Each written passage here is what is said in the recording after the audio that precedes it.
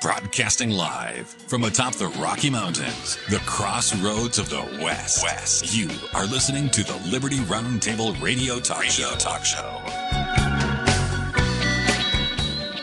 Back with you live, ladies and gentlemen. Sam Bushman, Eldon Stahl. We've also got Pete Sepp with us now, president of the National Taxpayers Union, NTU.org. They're the voice of America's taxpayers, ladies and gentlemen. Yes, indeed. Mobilizing officials and citizens to work together for appropriate tax reform. Nobody minds paying their fair share of taxes. Let's just make sure it's a fair share. NTU.org. Pete Sepp, welcome back, sir. Always a pleasure. All right, I want to talk about this headline. It says the Bureau of Labor Statistics released its September jobs report. And they say it's after the longest shutdown in history. And that's the reason why. I don't buy that for a second, but there you go. They say the report indicates that U.S. employers added 119,000 jobs in September. And the unemployment rate increased from 4.3 to 4.4%. And they say job revisions for July and August subtracted a total of 33,000 jobs. And then they've got a report from Challenger, Gray, and Christmas noted that more than 150,000 jobs were cut in October. Anyway, it goes on. But here's my question to you. They're trying to run around and say, oh my gosh, because the government was shut down, the longest shutdown in history, nobody could do their job, nobody can get the data, nobody can know, we're flying blind, the poor Federal Reserve isn't knowing what to do, and this is horrible, and they're trying to make a mountain out of this molehill. And I've got 2 points, and then I want to drill into your thoughts on this. Number one, the private sector can tell us. We don't need government to tell us what the job reports looks like in the first place, number one. Number two, don't they always say, oh, we've got the revised report? Every time they release a report, they have to revise it down or change it months later. Or oftentimes we find out it was manufactured and fraudulent or manipulated in the first place. I don't buy for 1 second that we even need this data, number one. And number two, they always revise it down. So why not just wait and revise it down later? We don't need it right now. They act like, the average employer needs it to decide if they're going to hire people or not. No, the average employer has their feet on the ground. They basically hire or let go or lay off, or all based on sales and profitability and all kinds of other factors that have nothing to do with government. Am I crazy, Pete? Not totally crazy, Sam. I think that investors, of course, both bond investors, stock investors, heck, people who own physical metals want to know which way the economy might be heading, and job statistics can provide some important indications of that. Okay, great. But as you pointed out, there are sources outside of government that can provide some accurate indications of where the job market is headed for those who want to see overall where our economy might be landing. So you have ADP, you have other companies that survey employers. Challenger, Gray, and Christmas, as was just mentioned, is one of them. Right. And over time, I think the Bureau of Labor Statistics has become, like any other federal bureaucracy, kind of set in its ways. They need to revise the way they actually do these surveys, their methodologies, and really the private sector is now outstripping the public sector in its capability of gathering really good data on hard to find and hard to arrive at numbers like these. So I think going forward, we need to rely more on these kinds of forecasts by private firms. I don't think the government numbers are going to be as accurate anymore. But don't they always revise them down anyway? I mean, I hear over and over and over in the news, hey, we released this report 3 months later, they're like revising this number down. Well, then what that means is you gave me a false report earlier and I'm making decisions on those false reports? Yeah, they had to be revised down. Is that what you're saying? See, I'm not very smart, Pete, but I run businesses. Yeah, that's a problem. And I wanted to pick up on another point you made, Sam, about the government shutdown. Republicans were arguing a line that, of course, well, because the government is shut down, the economy is suffering, Democrats need to get on board and reopen the government. Well, Okay, but when they cite statistics saying, well, the economy is losing $15 billion a week because of the government shutdown, I say to myself, okay, how big is the economy on a weekly average basis? $600 billion. So first of all, even if you take that $15 billion at face value, it's a very small percentage of our economy's general activities. Second, that is money that's coming out of taxpayers' pockets. That $15 billion of business and productivity that the federal government gives to contractors or pays employees, that was taken from the private sector in the first place. We kind of gloss that over. So in other words, it's false prosperity. We pretend it's productivity and it's really not, because if you take money to me to carry those projects forward and then pay people to work, I mean, we go round and round and round the barn, but that's the next question. If we fuel the economy by everybody having too big of homes, too much investment in AI and where there's no power left for the rest of us to cool our houses, et cetera, et cetera. I mean, the economy is incredible, but yet is it really? See, I don't think that we're even gauging the right economic statistics, to be honest with you, Pete.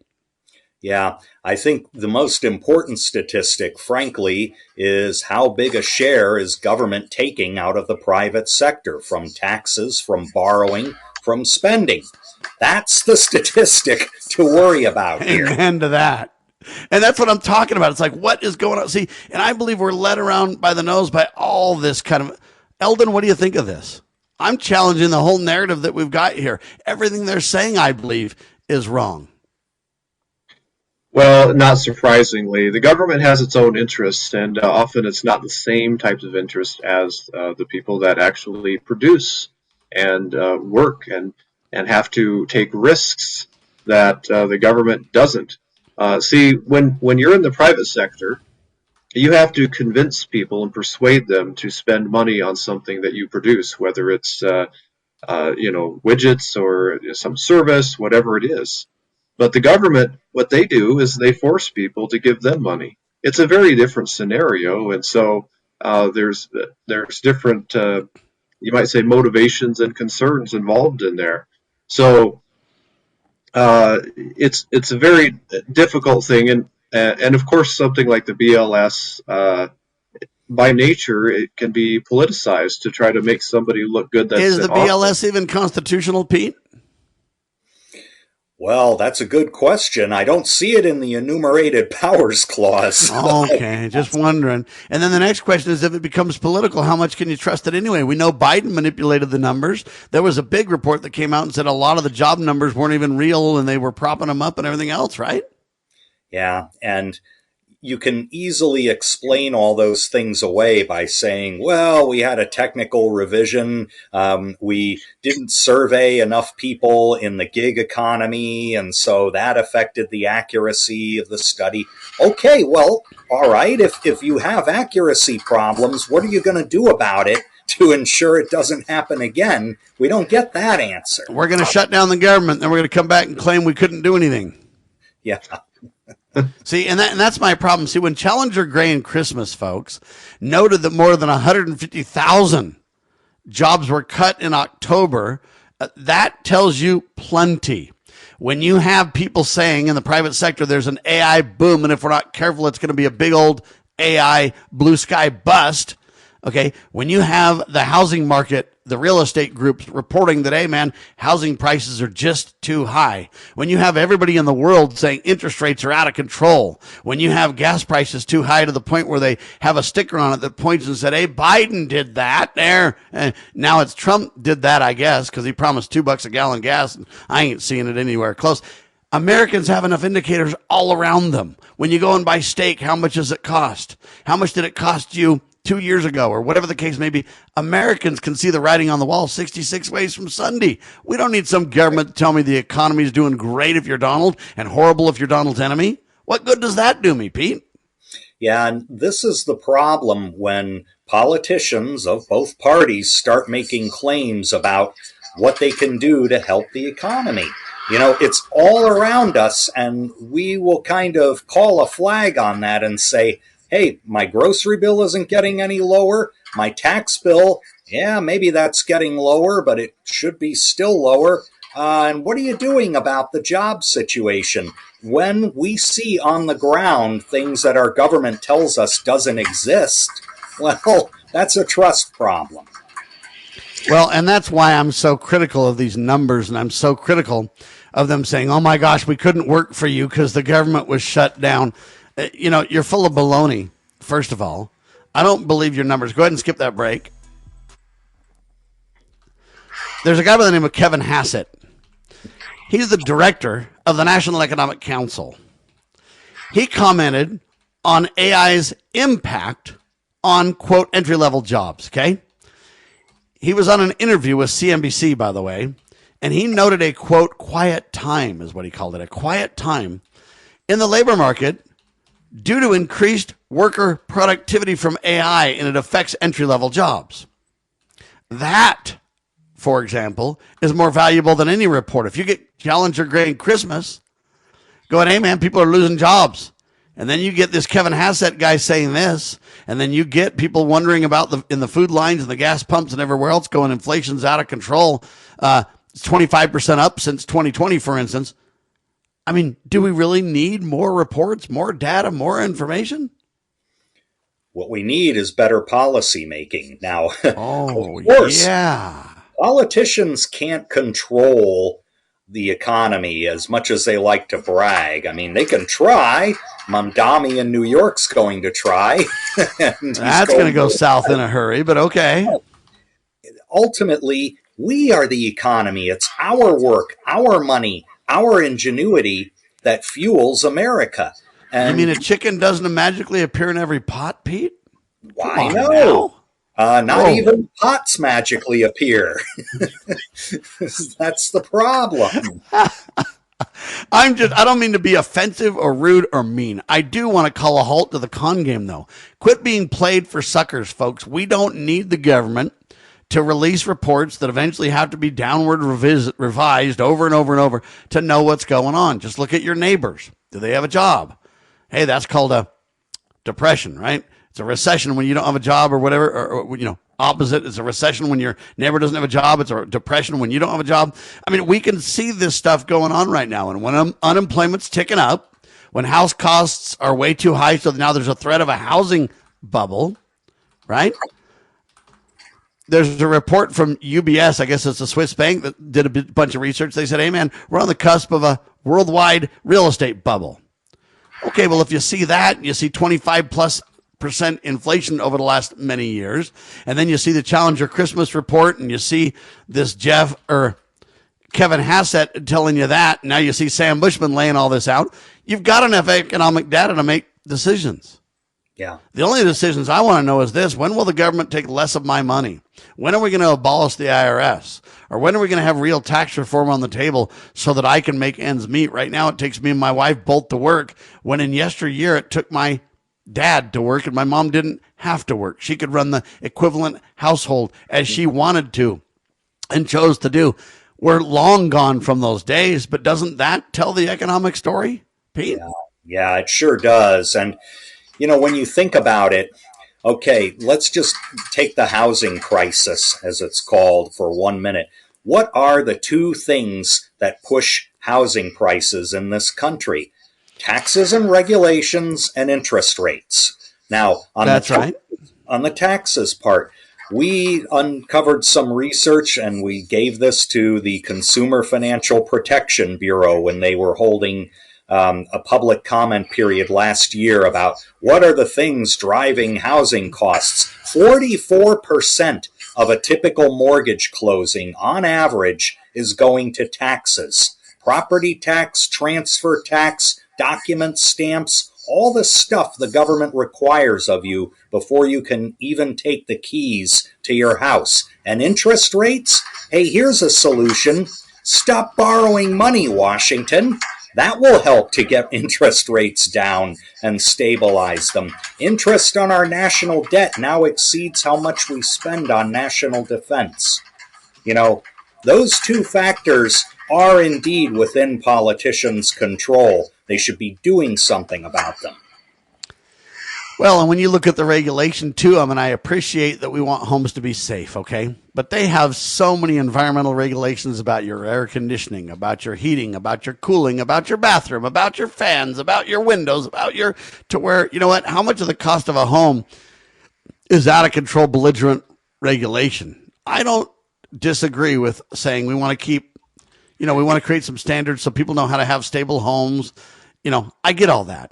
Right. But at the same time, I go, we've gone way, way too far. You got to flush your toilet 3 times, Pete, just cause. Right. So there you go, to make the point. Yeah, absolutely. Eldon, what do you say to this? Well, you guys both raised some very good points on this. There's various pressures on the pricing of homes. In a way, if we didn't have, the financing or such easy, you might say, credit, then the prices of homes would go down because there would be more people paying cash for homes. But, there's the ability, like you say, of people to save up has also been diminished because other things such as, those annoying things like food when you have to live. When you go to the grocery store nowadays, it seems like you got robbed, and there's there's all these things to consider. But overall, yeah, the price of just overall living has gone up, and our wealth has gone down. It is I think it should be a status symbol, and it in a way is. If you only have one of the parents having to go to work to provide for the family, that's just to be able to take care of children and raise them the way we want to is something that should be valued. Hopefully, is by some people. I know it is. All right, I know that people are all over the map on this. Everybody wants to blame Donald for tariffs. Everybody wants to this. Everybody wants to that. At the end of the day, the House controls the purse strings in the United States of America when it comes to the general government. And they're the ones that really decide the tax burden overall. What has Mike Johnson been doing in the last year to affect appropriate change? Pete? Some things. One Big Beautiful Bill Act was a good start in some respects, especially in tax policy. It also starts to slow down, not reverse, but slow down federal Medicaid spending with some reforms there. But if we want a truly constitutional limited government, the way our founders envisioned, we have a long, long way to go. I mean, we've discussed that many times on this program. Is Mike Johnson sitting down with guys like you at incredible think tanks to come up with real ideas to put in place? Yes. Now, does his caucus always agree with him? No. And it's a small caucus. Maybe they need common sense rednecks on there like me, people that can just tell it like it is and say it from I'm from the flyover country and everything, but I'm telling you right now, there's simple things that could be done that could make a tremendous difference that I don't think are very partisan even. Aren't there, Pete?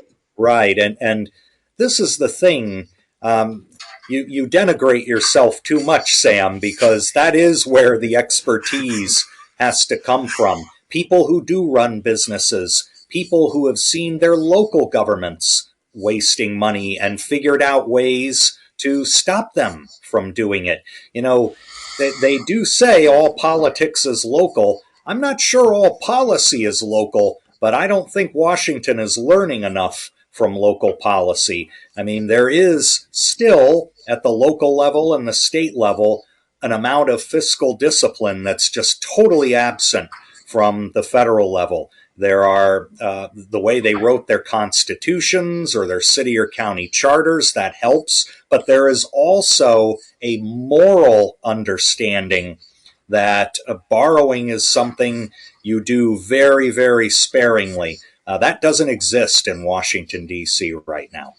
Tragic, but true. One of the big reasons housing prices are so expensive west of the Mississippi is primarily because the government owns all the land or controls all the land, unconstitutionally, I might add. But in Utah, I don't know how to figure it out, but it's like 60, 70, 80% of the land is literally controlled by the feds and the people are locked out. Well, no wonder if we're all fighting over a postage stamp, you wonder why prices are so high, Pete. It seems to me that what they ought to do is create a homesteading and get the land out of the federal government hands and let Americans live on the land. And I mean, what kind of a difference would that make all over the country too?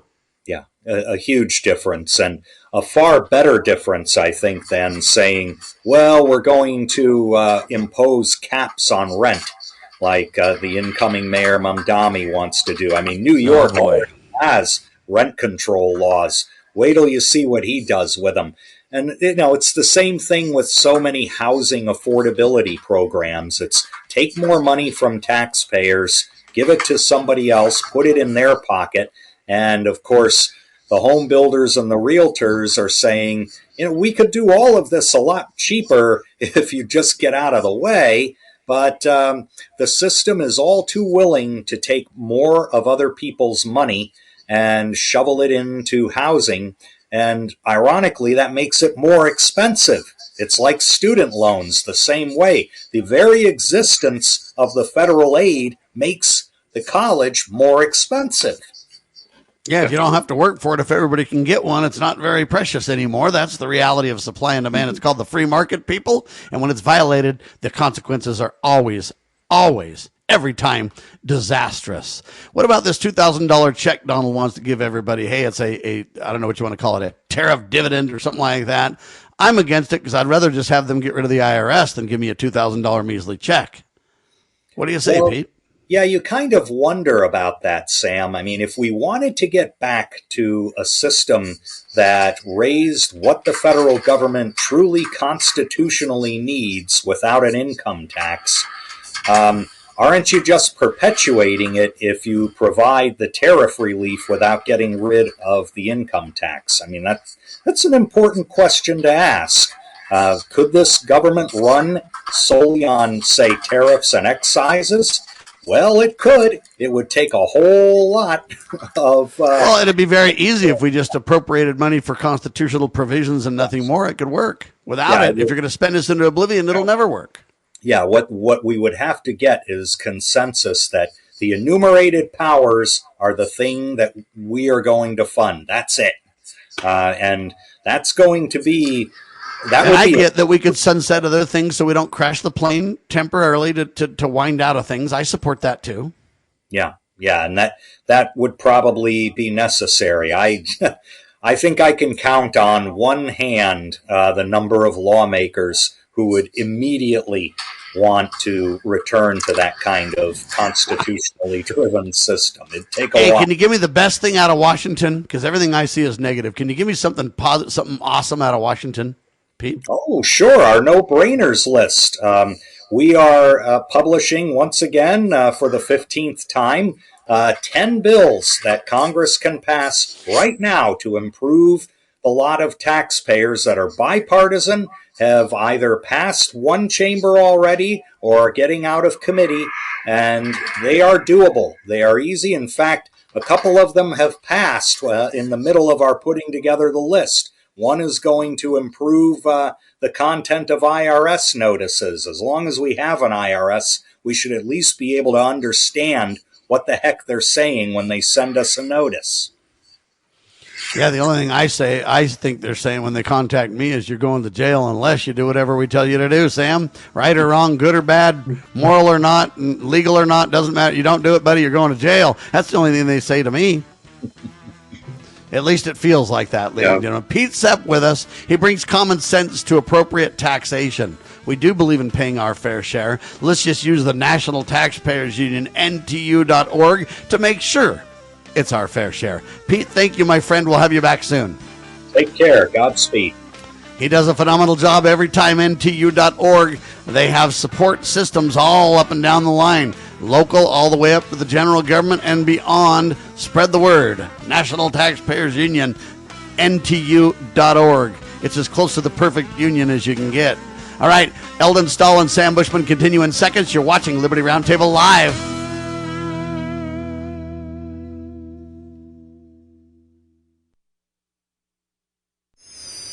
How would you like to help this program reach more people and earn silver at the same time? Call or text 801-669-2211 for complete details. Breaking news this hour from Town Hall. I'm Rich Thomason. The September jobs report, its release delayed by the government shutdown, was worth the wait. The Labor Department says U.S. employers added a solid 119,000 jobs in September, with the unemployment rate going up to 4.4% from 4.3% in August. The increase in payrolls is more than double the 50,000 economists had predicted. But a revised August report shows the economy lost 4,000 jobs for that month, instead of gaining 22,000 as originally reported. The Federal Reserve has been divided over whether to cut interest rates for a third time this year. They meet again next month. Donna Warder, Washington. After sailing through Congress at lightning speed, the Jeffrey Epstein transparency bill has been signed by President Trump. Gives the Justice Department a deadline for releasing all of the Epstein files, save for those that would compromise any ongoing investigations. After fighting the release of files for months, the president had no choice but to sign the bill. Every member of Congress, except for one, voted for it. In the end, Donald Trump insisted the Epstein matter had become a distraction and said he wanted to move on. With the bill signed, the Justice Department is required to release all files and communications related to Epstein, including information about his death in federal prison, within 30 days. Greg Clugston, Washington. A Democrat congresswoman from Florida has been indicted on charges of stealing $5 million in federal COVID relief funds and using the money for her campaign. Congresswoman Sheila Shurfulis McCormick insists that she's innocent. Verizon laying off more than 13,000 employees. That's about roughly 20% of its managerial workforce. The Wall Street rally rolls on. The Dow is up 561 points. The Nasdaq ahead 407. More on these stories at townhall.com. We all hear the radio ads about the IRS. They tell you to be afraid, to be scared, and they try to frighten you into calling. I'm not here to do that. Tax Relief Advocates is different. TRA is here to tell you that if you owe money to the IRS, whether it's $5,000, $50,000, or $500,000, we have a solution. It doesn't matter if you're sitting in your car, at work, or with your kids. No matter where you are, call now. 800-583-0141. Don't lose hope. TRA can eliminate or reduce what you owe to the IRS. Generous programs are now available that can give you a fresh start. Our passion is taxes and helping individuals fix their IRS problems. We have over 1,000 5-star reviews on Google and an A+ with the Better Business Bureau. You don't need to be afraid of the IRS any longer. End your tax nightmare today by visiting us online at TRA.com or call 800-583-0141. That's 800-583-0141. Tax Relief Advocates, real solutions for real people. The Foundation for Moral Law is a nonprofit legal foundation committed to protecting our unalienable right to publicly acknowledge God. The Foundation for Moral Law exists to restore the knowledge of God in law and government and to acknowledge and defend the truth that man is endowed with rights not by our fellow man, but by God. The foundation maintains a twofold focus. First, litigation within state and federal courts. Second, education, conducting seminars to teach the necessity and importance of acknowledging God in law and government. How can you help? Please make a tax-deductible contribution, allowing foundation attorneys to continue the fight. You may also purchase various foundation products as well at morallaw.org. Located in Montgomery, Alabama, the Foundation for Moral Law is a nonprofit, tax-exempt 501c3 founded by Judge Roy Moore. Please partner with us to achieve this important mission. morallaw.org. Looking for an IT partner that truly understands your needs? Managed IT Services is the answer. We meet with you regularly to discuss your goals and form a tailored technology plan. Our customers have called us a trusted advisor who delivers. When it comes to IT, we do it all. Firewalls, cloud storage, server migration, and more. Say goodbye to long-term contracts and hello to a team that earns your business month after month. Call 801-706-6980 now and let Managed IT Services transform your IT experience. Have you ever had great honey? No, I mean really good, all-natural, raw honey? Well, now you can, thanks to localhoneyman.com. We can ship out our locally made honey all across the U.S. So don't worry, you won't miss out. Plus, Local Honeyman has so many different flavors, like Utah Wildflower, High Desert Delight, Happy Valley, and Blackberry, just to name a few. So purchase your delicious raw honey today at localhoneyman.com.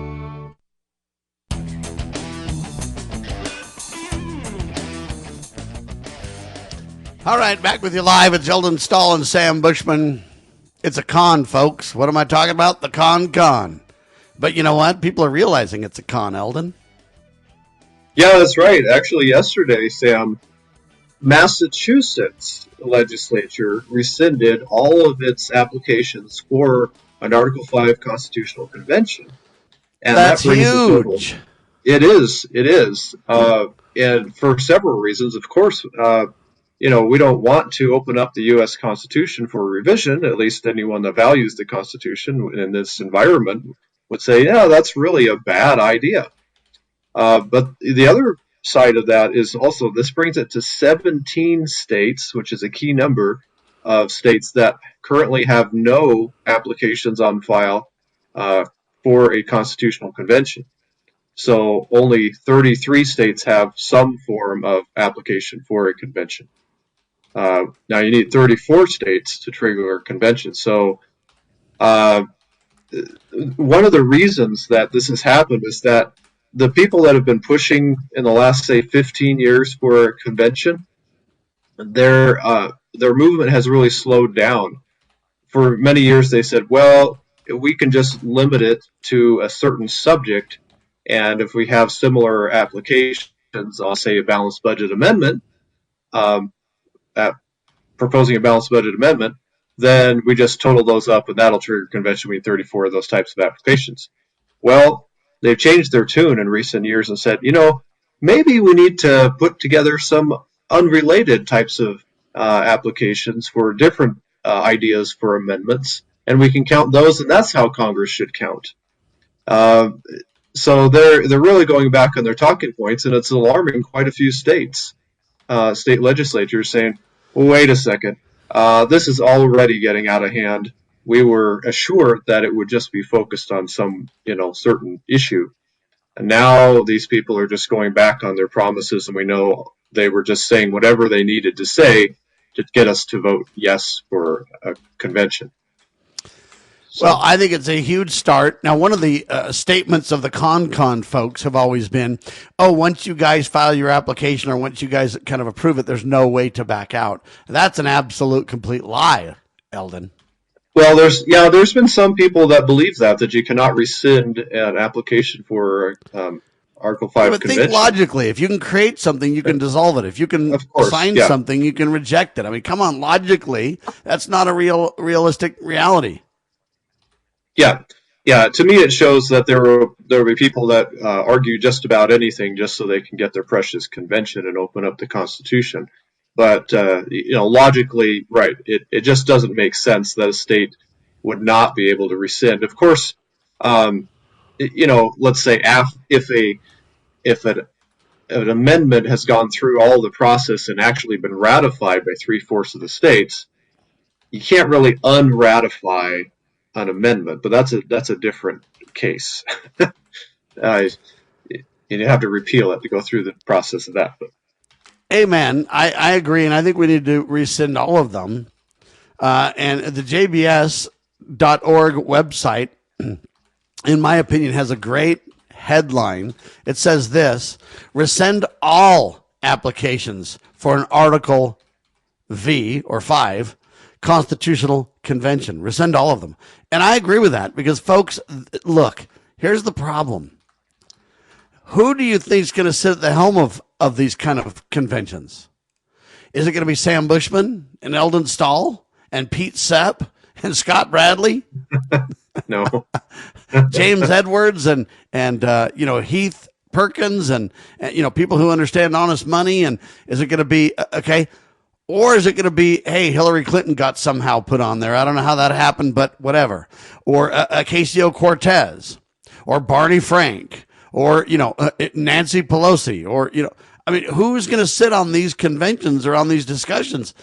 And that alone should make you go, not a chance on this green earth. In fact, Glenn Beck used to be a con guy, and now he's realized it's a con, and he's changed his tune, and he's spoken out nobly, boldly, and independently to tell you the truth. So, folks, this isn't what it's crafted up to be, and we've got to reject it. I agree with the John Birch Society, jbs.org. Rescind all applications for an Article 5 constitutional convention, and do it now. Anyway, good for Massachusetts for providing some leadership there, Eldon. I think that's tremendous news. Yeah, it's real good news, and certainly other states that are might say red states would want to do the same thing because they don't want their applications being lumped in with other unrelated applications. This is already showing very clear signs that these people just want to change the convention. They aren't for a specific change necessarily, but they just want to work together in the name of some hot button issue to try to get people to open up the U.S. Constitution. And this is another thing that I want to really help people understand. When you convict somebody, the jury has to agree on the different elements of conviction. In other words, we all have to agree that Sam Bushman robbed a bank. We can't say one guy said Sam Bushman robbed a bank and somebody else said Sam Bushman wore an illegal mask and somebody else said, well, Sam Bushman used a gun and somebody else said, well, Sam Bushman didn't really rob it because he put the money here and there. It can't be all over the map to convict. Well, in some recent court cases, they've tried to change and create a court case precedent that said, hey, we don't even have to agree on the items as long as we agree that, this person needs to be prosecuted. Okay, well, the same thing is true for a constitutional convention is why I'm bringing this up. You can't have all 50 states go, I want a con because, this reporter's ugly, says Donald. Sam says, I want a con because taxes are out of control. We got to shut down the IRS. Somebody else says, I want to balance the budget. Somebody else says, I think that we need to have gun-free zones everywhere in the country. Somebody else says, I think that we ought to have transgender surgeries, the law of the nation. And now we want a constitutional convention to discuss all these things. You can't just have these random all over the map discussions, or what would a con even focus on and do? And see, that's another worry that we need to be very, very cognizant of. What if somebody else says, I just think we need a con to jettison the Constitution? It doesn't work. Somebody else says, no, I think we need to replace it with a new one. Somebody else says, I think we ought to go back to the old one. Somebody else says, well, I think it ought to be interpreted as a static document. No change. Somebody else says, I think it's living and breathing, baby. Somebody else says, hey, man, I want free potato chips for everybody. Didn't you know those naked chips came out and they're healthy? And what are we talking about? So we need to understand that a real call for a con, at least according to the Founding Fathers, would be for specific legitimate issues that we would agree on, and enough would agree to have a majority to say, let's put these issues on the table. Am I confused, Eldon? Well, it is confusing because that's one of many points upon which Article 5 does not specify how the various applications should be aggregated or added up by Congress. And so the general practice historically has been to count things that are for similar purposes. But all Article 5 says is that upon the application of 2/3 of the state legislatures, Congress shall call a convention. Well, now we have people saying, well, Congress is counting the wrong way. They should count it a different way. I'm saying we need to look back at the Founding Fathers' intent, understand the debates, the discussions, the Federalist Papers, the Anti-Federalist Papers, the letters, the circumstances they found themselves in, the historical precedent they brought forward, and we need to ascertain what were the intent of the Founding Fathers. Why is that there? Yeah, and that's... And then when is it appropriate to use, right? Right. Well, they did say specifically that, well, if there is a problem with the Constitution that is causing very, real difficulties in the country, then that would be the appropriate time to amend the Constitution, because the Constitution itself, in that situation, is the problem.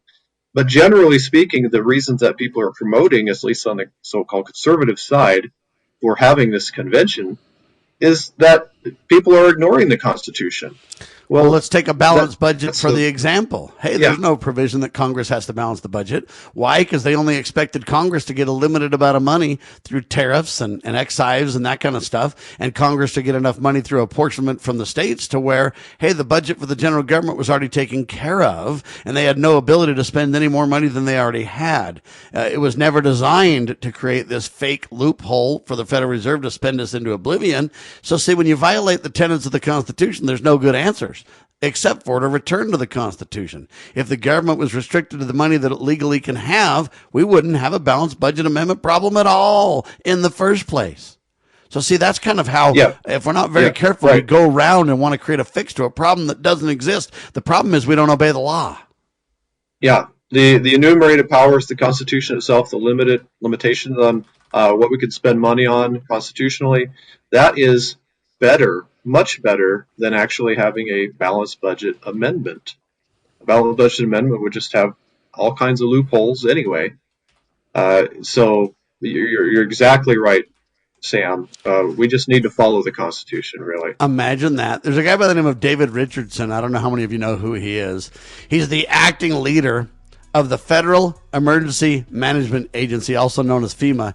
He resigned, ladies and gentlemen. His departure marks yet another high-level exit from an agency already grappling with internal problems, upheaval, questions of competence, and the debate on how they ought to even handle emergencies. We'll talk about it. Isn't this great? Just the two of us. No work, no interruptions, no phone, no TV. Finally, we have a chance to just talk. I mean, how long has it been? Well, first of all, we should talk about your schedule. There are a few things that could use some adjusting, but overall, I think it's going all right. Basically, I think we're doing a pretty good job of communicating, which is good. You're doing a really good job of letting me know how you feel about things. I want to keep the lines open, if you know what I mean. Jerry? It's 4 o'clock in the morning. What are you doing? Oh, I was just giving Emily a bottle. Who are you talking to? Emily. She's only 3 weeks old, and she's asleep. I know. I was just practicing. Family. Isn't it about time? Isn't this great? Just the three of us. No work, no interruptions, no phone. From the Church of Jesus Christ of Latter-day Saints. As you are aware, America is divided over every fault line possible. This is intentionally fostered by those who do not love God, family, or country. We believe a peaceful future as a free people absolutely depends on civility. Clarion Call for Civility is looking for funding and volunteers at every level to make our hopes and efforts a reality. Please donate, sign our pledge, and help us in our sacred cause. Please visit callforcivility.com for more details. Callforcivility.com. Bypass the mainstream narrative with Liberty News Radio at libertynewsradio.com. Engage with charismatic hosts live or on demand. We cover the crucial news focused on God, family, and country. News that other networks simply refuse to use. Think of LNR's hard-hitting news and podcasts at your fingertips, anytime, anywhere. Join us at libertynewsradio.com. Empower your day with the truth, because the truth will set you free. libertynewsradio.com.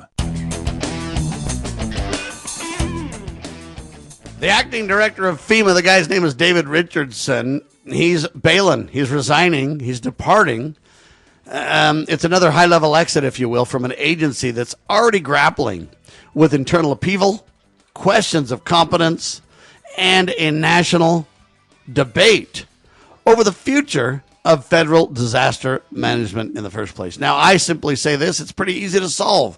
All you got to do is engage in Operation Shutdown, shut that unconstitutional agency down, leave it to the states and the people respectively. There's Christians and churches and philanthropists and billionaires and people all over the place that could take care of business. No problem. We don't need the federal government involved in it at all. And it reminds me of Davy Crockett. You know, he funded one of those things with government money, went back and talked to a farmer, and the farmer ate him for lunch and said, buddy, you don't have any right to do that. It's not yours to give. Stop that. And it changed Davy Crockett's life. He owned up to the dishonest mistake and realized that if you want to, you know, if you're Donald Trump or Elon Musk or some of these big wigs with plenty of cash and you want to go ahead and do it, by all means, with your own funds, have a good time, set the example, encourage others to do it, but shut down the government part of this. That's what we really need in America today, Eldon. Yeah, that's right. That's a story from the life of Davy Crockett. I would encourage people to read that. You could read it for free if you want it in pamphlet form. I guess you can go to shopjbs.org. But hold on, shopjbs.org. Yeah, shopjbs.org. It's just, go ahead, sir. I think it's called "Not Yours to Give" is what they titled it. Imagine that. But, yeah. Great stuff, people. Yeah. And I think we need more of it. Eldon, we need to realize that's what needs to happen. These problems we face are very simple if you obey the rules of moral law. It is a short story, easy to understand, easy to deal with. Here's the part of the problem, though. A new survey reveals now that about 13% of the American adults are currently using GLP-1 drugs. Like, and I don't even know how to say these names, so bear with me. Ozempic, Wegovy, Zepbound, and Mounjaro, or whatever. It was fewer than 7% back in 2023. So in 2 years, it's about almost doubled. And as of November 17th, the 18% of adults in America have tried these drugs for weight loss. They're used by a lot of people that have diabetes, heart disease, diagnosed overweight and obese. The cost of these GLP-1 drugs is about $1,000 a month. Yeah. And they say 25% of the users are paying full price out of pocket. Eldon, we're just a drug, I don't know what you want to call it, drug-taking nation, buddy. Yeah, that's rather alarming, isn't it? That people, in my opinion, it's shocking. But it also shows of the propaganda, though. We don't have a lot of long-term research on these drugs. We don't know what's going to happen. We're going into this blindly. Where's the Food and Drug Administration when you need them? We're going into this sucker blindly, and you've got a massive amount of people at a massive amount of money on these things. Filthy lucre is driving the discredited reality here. Yeah, it's we have, in the United States, there's a lot of people that are suffering from being overweight, obese, all of that, and diabetes. It seems like it's there's certainly seems credible that people say, well, our diet as affected by the Agriculture Administration, Agriculture Department has been greatly affected for the worse over the years. And so it's just, I don't know that any drug would necessarily overcome that, but it addresses the symptoms. It's foolish, ladies and gentlemen. They say the highest uses among individuals age 50 to 64 at 22%. And they highlight a correlation between the rising use of GLP-1 drugs and a decrease in obesity rates. So they're trying to take credit on the back end of this article. To me, this article is very, very scary, to say the least. And we better be very careful because we don't know what the results of these drugs are going to be. I have a feeling it's going to be a health crisis down the road. Write it down. Remember who told you first. All right, the U.S. Postal Service is in the news. And again, remember how I told you that you got statistics all over the place and you don't need the government to roll out statistics on jobs and everything else, and it's not the end of the world if we don't have that information? Here's another proof in the pudding point to make. The U.S. Postal Service announced shipping prices increases to take effect on January 18, 2026. This move, reported by the USPS, falls under its, quote, 10-year transformation plan for financial stability and quality service, they say. According to the release, the increases vary by service. 5.1% for priority mail, express 6%, for partial 6.6%, for priority mail, and 7.8% for U.S. Ground Advantage. Despite these hikes, the USPS service will not increase mailing service prices, the cost of a stamp will stay the same. I don't even know how to respond to this, but here's my point. They wouldn't be doing that, folks, unless inflation's out of control. Okay? And how much did a stamp cost when you were a kid versus how much does a stamp cost today? When I was a kid, a stamp was about 13 cents. In the beginning, a stamp was like, I don't know, 3-5 cents, something like that. Now a stamp's 80 plus cents. And I know they're not announcing an increase at this time, but they're smart. They don't want to increase everything. They've steadily increased the cost of a stamp for a long time, folks. Anyway, they say that they have financial reports that this relates to, and they want to have a controllable loss. But it's a loss increase. So there you go. And they're trying to deal with that loss increase. In other words, greater loss. They say the USPS operates without tax dollars. And it's the sale of things like postage, products and services that they run on. But my question is this. If it's true that they don't take government money when they have a loss, how do they pay for it then, Eldon? Magic. Yeah, there you go. See, it doesn't make any sense to me, folks. The money's got to come from somewhere. If they have massive losses, who covers those?